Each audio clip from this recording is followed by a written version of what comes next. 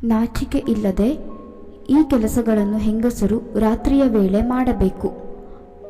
ಸ್ನೇಹಿತರೆ, ಹೆಣ್ಣು ಸಂಸಾರದ ಕಣ್ಣು ಅಂತಾರೆ. ಹೆಣ್ಣು ಮನೆಗೆ ಮಹಾಲಕ್ಷ್ಮಿ ಅಂತಾರೆ. ಹೆಣ್ಣು ನಂದಾದೀಪ ಅಂತ ಹಿರಿಯರು ಹೇಳುತ್ತಾರೆ.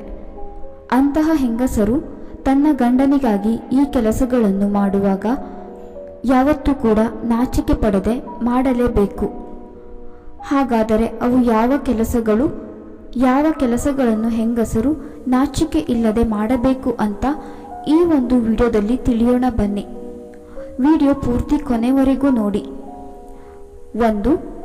ಹೆಂಗಸರು ತನ್ನ ಗಂಡನ ಜೊತೆ ಸಂಭೋಗ ಮಾಡುವಾಗ ಯಾವತ್ತೂ ಕೂಡ ನಾಚಿಕೊಳ್ಳದೆ ಭಾಗಿಯಾಗಬೇಕು. ಹೌದು, ಅವರು ನಿಮ್ಮ ಗಂಡ, ಅದರಲ್ಲಿ ಯಾಕೆ ನಾಚಿಕೆ? ನೀವು ಅವರ ಪತ್ನಿ. ಸುಖಪ್ರಾಪ್ತಿ ಕೂಡ ಪತ್ನಿಯ ಒಂದು ಕರ್ತವ್ಯ. ಪತಿ ಸಂಭೋಗದ ವಿಷಯದಲ್ಲಿ ಯಾವ ರೀತಿ ಆಸೆ ಪಡುತ್ತಾನೋ ಆ ರೀತಿಯಲ್ಲಿ ಹೆಂಗಸರು ಸಂಭೋಗ ಕ್ರಿಯೆಯಲ್ಲಿ ಭಾಗಿಯಾಗಬೇಕು. ಇದರಿಂದ ಗಂಡನಿಗೆ ಹೆಂಡತಿಯ ಮೇಲೆ ಇನ್ನಷ್ಟು ಪ್ರೀತಿ ಹೆಚ್ಚಾಗುತ್ತದೆ. 2.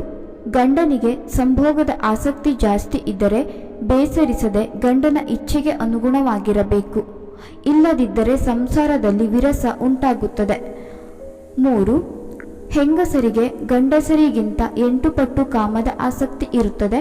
ಅದನ್ನು ಗಂಡನ ಬಳಿ ಹೇಳಿಕೊಳ್ಳುವುದಕ್ಕೆ ನಾಚಿಕೆ ಪಡುತ್ತಾರೆ. 4.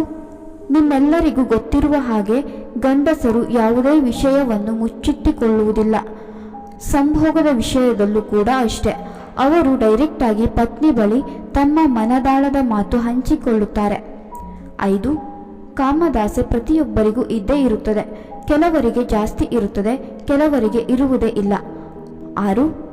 ಪುರುಷರು ತಮ್ಮ ಪತ್ನಿಯಿಂದ ಸುಖ ಪಡೆಯಲು ವಿಫಲರಾದರೆ ಅವರು ಹೊರಗಿನ ಹೆಂಗಸರಿಗೆ ಕಣ್ಣು ಹಾಕಲು ಆರಂಭಿಸುತ್ತಾರೆ. 7. ಕೆಲವೊಮ್ಮೆ ಹೆಂಗಸರು ಕೆಲಸದ ಒತ್ತಡ, ಮನೆಯ ಜವಾಬ್ದಾರಿ, ಮಕ್ಕಳ ಬಗ್ಗೆ ಕಾಳಜಿ, ಕುಟುಂಬದ ಸದಸ್ಯರ ಕಿರಿಕಿರಿ ಇವೆಲ್ಲದರ ನಡುವೆ ಒದ್ದಾಡುತ್ತಿರುತ್ತಾರೆ. ಆದ್ದರಿಂದ ಗಂಡಸರು ಇದನ್ನು ಅರ್ಥ ಮಾಡಿಕೊಳ್ಳಬೇಕು. ತಮ್ಮ ಖುಷಿಯ ಬಗ್ಗೆ ಅಷ್ಟೇ ಅಲ್ಲ, ನಿಮ್ಮ ಹೆಂಗಸಿನ ನೆಮ್ಮದಿಯ ಬಗ್ಗೆ ಕೂಡ ಸ್ವಲ್ಪ ಕರುಣೆ ತೋರಿಸಬೇಕು. 8. ನೋಡಿ ಸ್ನೇಹಿತರೆ, ಹೆಂಗಸರು ಅಷ್ಟು ಸುಲಭವಾಗಿ ಯಾರನ್ನು ಕೂಡ ಇಷ್ಟಪಡುವುದಿಲ್ಲ. ಅಕಸ್ಮಾತ್ ಇಷ್ಟಪಟ್ಟರೆ ಅವರನ್ನು ಕೊನೆಯ ಉಸಿರಿರುವವರೆಗೂ ನೋಡಿಕೊಳ್ಳುತ್ತಾರೆ, ಪ್ರೀತಿಸುತ್ತಾರೆ. ಹೌದು, ಹೆಣ್ಣಿನ ಮನಸ್ಸು ಚಂಚಲ, ಇದು ನಿಜ. ಆದರೆ ಪ್ರತಿ ಮಹಿಳೆ ಕೆಟ್ಟವಳಲ್ಲ. ಕೆಲವರಿಗೆ ಒಬ್ಬನೇ ಸಾಕು. ಇನ್ನು ಕೆಲವರಿಗೆ ಪ್ರತಿಯೊಬ್ಬ ಪುರುಷನೊಂದಿಗೆ ಚೆಲ್ಲಾಟ ಆಡುವ ಆಸೆ ಇರುತ್ತದೆ. ಅದು ತಪ್ಪು ಅಂತ ಮಹಿಳೆಯರು ಯಾರೊಂದಿಗೂ ಕೂಡ ನೆಮ್ಮದಿಯಾಗಿ ಇರಲು ಸಾಧ್ಯವಿಲ್ಲ. 9. ರಾತ್ರಿ ಗಂಡನ ಪಕ್ಕ ಮಲಗಿದಾಗ ಗಂಡನಿಗೆ ಕಿರಿಕಿರಿಯಾಗುವ ಯಾವುದೇ ವಿಚಾರಗಳನ್ನು ಮಾತನಾಡಲೇಬೇಡಿ. ಯಾವುದೇ ಸಾಲದ ವಿಷಯ, ಮಕ್ಕಳ ವಿಷಯ ಅಥವಾ ಇನ್ಯಾವುದೇ ಬೇಸರ ಅಥವಾ ಕೋಪ ತರುವ ವಿಚಾರ ಬೇಡ. 10. ಮಹಿಳೆಯರು ಗಂಡನ ಬಳಿ ನಗುತ್ತಾ ಮಾತನಾಡುತ್ತಾ ಮಲಗುವುದು ಒಳ್ಳೆಯದು. ಏಕೆಂದರೆ ಮಲಗುವ ಮುನ್ನ ದುಃಖದ, ಕೋಪದ ವಿಚಾರ ಮಾತನಾಡುವುದು ಒಳ್ಳೆಯದಲ್ಲ. 11. ಸ್ನೇಹಿತರೆ, ಗಂಡ ಹೆಂಡತಿಗಾಗಿ ಕಷ್ಟಪಟ್ಟು ದುಡಿದು ಸಂಸಾರವನ್ನು ನಿಭಾಯಿಸುತ್ತಾನೆ. ಅವನ ಆಸೆಯಂತೆ ಹೆಂಗಸರು ನಡೆದುಕೊಳ್ಳಬೇಕು. ಪತಿ ಸಂಭೋಗದ ವಿಷಯದಲ್ಲಿ ಯಾವ ರೀತಿ ಆಸೆ ಪಡುತ್ತಾನೋ ಆ ರೀತಿ ಹೆಂಗಸರು ಸಂಭೋಗ ಕ್ರಿಯೆಯಲ್ಲಿ ಭಾಗಿಯಾಗಬೇಕು. ಇದರಿಂದ ಗಂಡನಿಗೆ ಹೆಂಡತಿಯ ಮೇಲೆ ಇನ್ನಷ್ಟು ಪ್ರೀತಿ ಹೆಚ್ಚಾಗುತ್ತದೆ. 12. ಸ್ನೇಹಿತರೆ, ಇನ್ನು ಹೆಂಡತಿಯಾದವಳು ತನ್ನ ಗಂಡನ ಸುಖದಲ್ಲಿ ಮಾತ್ರ ಭಾಗಿಯಾಗದೆ ಅವನ ಕಷ್ಟದಲ್ಲೂ ಕೂಡ ಭಾಗಿಯಾಗಬೇಕು. ಪ್ರತಿಯೊಬ್ಬ ಹೆಣ್ಣಿಗೆ ಗಂಡನಿಲ್ಲದೆ ಪ್ರಪಂಚವಿಲ್ಲ. ಗಂಡನೇ ಹೆಂಡತಿಗೆ ಮತ್ತು ಮಕ್ಕಳಿಗೆ ಸರ್ವಸ್ವ. ಹೆಂಡತಿ ಎಷ್ಟೇ ದುಡಿದರೂ ಅದಕ್ಕೆ ಗಂಡನ ಸಂಪಾದನೆ ಸೇರಿದಾಗ ಮಾತ್ರ ಅದರ ತೂಕ ಮತ್ತು ಬೆಲೆ ಹೆಚ್ಚುವುದು.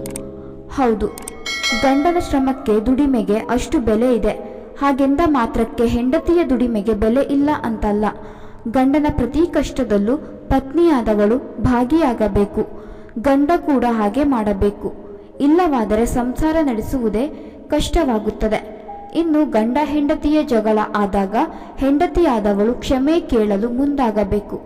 ಏಕೆಂದರೆ ಇಬ್ಬರಲ್ಲೂ ಅಹಂ ಜಾಸ್ತಿ ಇದ್ದರೆ ಜಗಳ ಮುಂದುವರೆದು ಮನೆಯ ಪರಿಸ್ಥಿತಿ ಹದಗೆಡುತ್ತದೆ.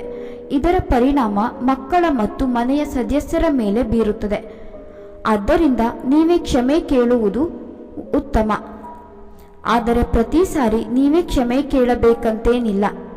ಗಂಡ ಹೊರಗಿನ ಟೆನ್ಷನ್, ವರ್ಕ್ ಪ್ರೆಷರ್ನಲ್ಲಿ ಹೆಂಡತಿಗೆ ಸಿಟ್ಟಿನಿಂದ ಕೆಲವು ಮಾತುಗಳನ್ನು ಆಡಬಹುದು. ಆದರೆ ಅದನ್ನು ಹೆಂಡತಿಯಾದವಳು ಚೆನ್ನಾಗಿ ಅರ್ಥ ಮಾಡಿಕೊಂಡು ತಾಳ್ಮೆಯಿಂದ ಇರಬೇಕು. ಗಂಡ ಕೂಡ ಅಷ್ಟೆ, ಅವಳ ಮನಸ್ಥಿತಿಯನ್ನು ಅರ್ಥ ಮಾಡಿಕೊಂಡು ಅವಳೊಂದಿಗೆ ಪ್ರೀತಿಯಿಂದ ಇರಬೇಕು.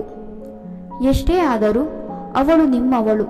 ನೀವೇ ಅವಳನ್ನು ಅರ್ಥ ಮಾಡಿಕೊಳ್ಳದಿದ್ದರೆ ಮತ್ಯಾರು ಅವಳನ್ನು ಅರ್ಥ ಮಾಡಿಕೊಳ್ಳುತ್ತಾರೆ? ನೀವೇ ಯೋಚಿಸಿ.